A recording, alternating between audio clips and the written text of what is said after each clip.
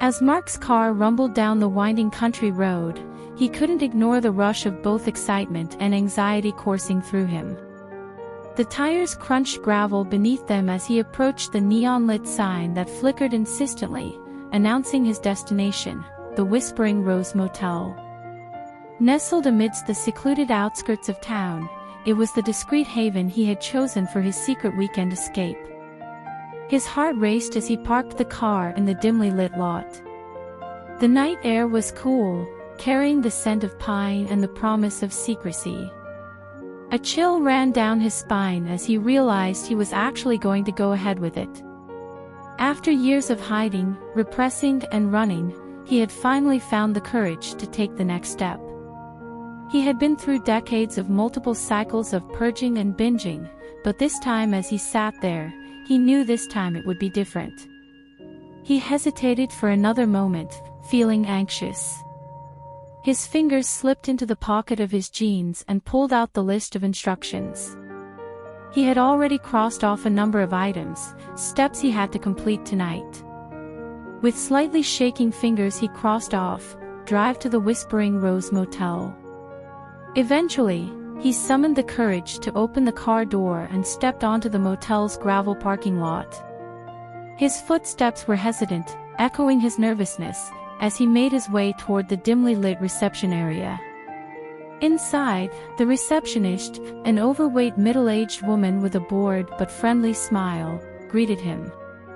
Her name tag read Evelyn. Mark swallowed hard, the lump in his throat growing. He cleared his throat and forced a shaky smile. "I'd like to check in, please." Evelyn nodded and gestured to the computer in front of her. "Sure. Could I have your name?" With a quick glance around to ensure no prying eyes were nearby, Mark leaned in closer, and spoke the well-rehearsed line in a hushed tone. "It's Samantha Smith. I believe there's already an online booking in my name." Her eyebrows raised ever so slightly at the name, but she typed it in. Mark pretended to study the faded map of the area that hung behind her.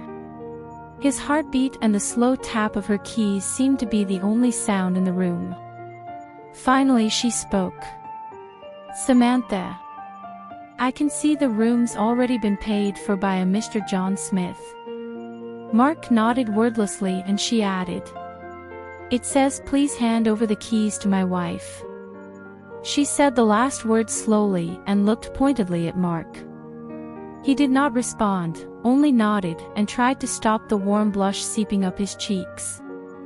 Finally she turned and reached for the keys. "Room 12, checkout time is 11 a.m. Mrs. Smith." With the motel room key clutched tightly in his hand, Mark stepped into room 12. The door creaked open to reveal a space that was modest and unassuming, but surprisingly comfortable. Soft, dim lighting from a lone table lamp casts a warm, amber hue across the room.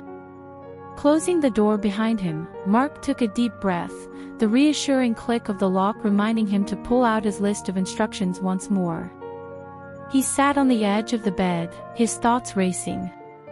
Check in as Samantha Smith. He crossed off one more item. We are well and truly into it now, he thought to himself. Just as he began to gather his thoughts, his phone rang. It was Claudia, his wife, checking in on him. He knew he could not speak to her now, he was just too flustered. With a heavy heart he rejected the call, then quickly typed out a reply. Something about the conference, something about it being too loud, too busy, being too tired. His fingers shook as he hit send, he hated lying to her so much. Tonight is about Samantha. He said out loud to the quiet room. Tonight is about Samantha. The next item on his list was the one that was both familiar and strange. His heart raced as he entered the small tiled bathroom. The prospect of this transformation both thrilled and terrified him. He shed his clothes slowly, his reflection in the bathroom mirror showing off a pale slender man in reasonable shape for his age. Droplets of warm water cascaded from the shower head as he stepped beneath the gentle spray. It helped him steel his resolve. Mark began with his legs, applying a generous layer of shaving cream. The razor glided smoothly, the sound of hair being removed accompanied by his hushed breaths. He worked with meticulous, practiced care, determined to leave no trace of his masculinity behind. As the water swirled the suds away, his legs emerged long, silky and smooth. Next, he turned his attention to his chest, carefully shaving away the coarse hair between him and his true self. It was a ritual he had practiced in secret many times, erasing the markers of his masculinity. Underarms followed, and soon, he emerged from the shower, a fluffy towel wrapped snugly around his chest. Drops of water glistened on his newly revealed skin as he patted himself dry, each touch gentle as if embracing the freedom of this moment that was just for him. That was just for her.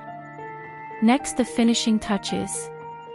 Mark meticulously applied nail polish to his fingers and toes, his hands steady despite the turmoil inside.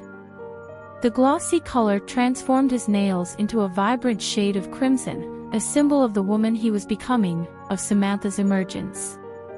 As he gazed at his newly painted nails, feeling calm and serene, he heard the soft knock on the door. He felt panic rise up in him. This is it, he thought. Am I really ready for this? A nervous pale face stared back at him. He picked up the little tube of lip gloss and quickly applied the lush deep red to his lips. He wanted to look the part. Before he stepped out to answer the door, he crossed off the next item on the list. Open the door to the man who knocks. With freshly painted nails and a bathrobe loosely cinched around his waist, Mark cautiously peered through the peephole, revealing a middle-aged man standing on the other side. Adjusting his bathrobe and taking a deep breath to steady his nerves, Mark opened the door to reveal John. In his early 50s with a commanding presence, broad shoulders, and a tall stature, he stood almost a foot taller than Mark. This was also the first time they had met in person. "Hey there, beautiful," John greeted, his voice dripping with charm and a playful twinkle in his eye. "I see you're ready for a good time." Mark offered a shy smile, a mixture of excitement and anxiety coursing through his veins. "It's good to finally see you, in person," he replied, his voice a touch more reserved. John stepped closer, invading Mark's personal space with an ease that made Mark's heart race. "You look even better than I imagined," he whispered, his fingers gently tracing a stray lock of Mark's hair.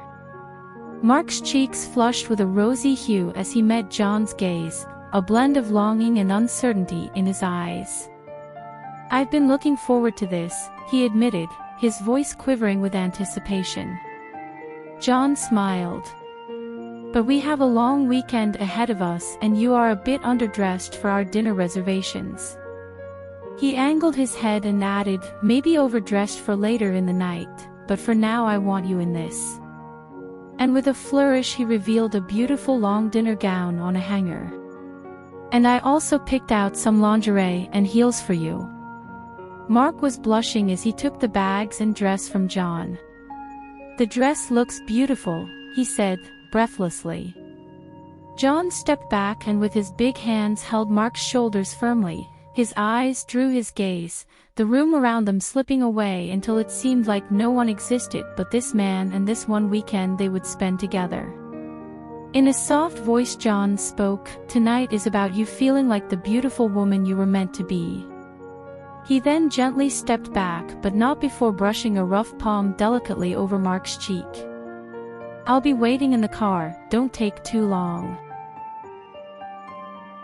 Mark was left alone, the gifts resting on the bed and his heart thudding. He took a moment to collect himself. He had done this so many times but always in secret, never for anyone, until tonight. With deliberate care, Mark began to unwrap the contents, revealing the delicate gown, its midnight blue fabric shimmering in the soft light of the room. He held it up, letting it cascade gracefully down his arm. It was stunning. Next, he uncovered a pair of sheer stockings, their texture like a gentle caress against his skin. Mark slowly rolled them up his freshly shaven legs, the sensation sending shivers of delight through his body. He felt vulnerable yet empowered, the fabric luscious against his soft skin. The lingerie, a delicate black and gold lacy masterpiece, followed. As Mark slipped into the panties and bra, he marveled at the intricate design and how it made him feel simultaneously sensual and elegant. The heels were delicate midnight blue classic pumps adorned with a silver brooch centerpiece. Slipping his feet into them made him let out a small sigh. They were perfect. Finally, Mark reached for the wig, its chestnut waves ready to crown his newfound femininity. With a sense of reverence, he carefully adjusted it, each strand falling perfectly into place. He stared at himself in the mirror, watching as Samantha emerged, uninhibited and free. Alone in the room, staring at her. The tears finally came rushing down hot flushed cheeks. Tears of happiness.